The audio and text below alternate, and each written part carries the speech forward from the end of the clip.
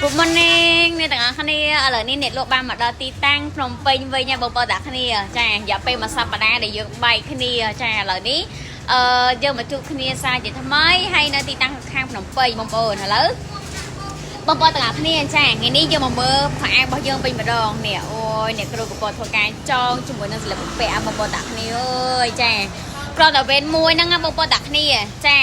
គឺចំនួន30នាក់ឯងចាសម្រាប់ទីតាំងនៅខាងជាសភារាបងប្អូនទាំងគ្នាចុះអ្នកខាងនោះវិញមានខោអាវចូលច្រើនណាស់ចាអញ្ចឹងបងប្អូនទាំងគ្នាសម្រាប់បងប្អូនដែលគាត់ចង់សួរព័ត៌មានជាមួយនឹងអាជីវកម្មបើកហាងចាតាក់ទងជាមួយនឹងរៀបបញ្ជាក់កទេសខ្លីៗអីចាបងប្អូនដែលសួរនាំជាមួយនឹងខាងយើងបានធម្មតាបងប្អូនចាមកជួបគ្នាសារជាថ្មីហើយចាឥឡូវយើងបានមកដល់ទីតាំង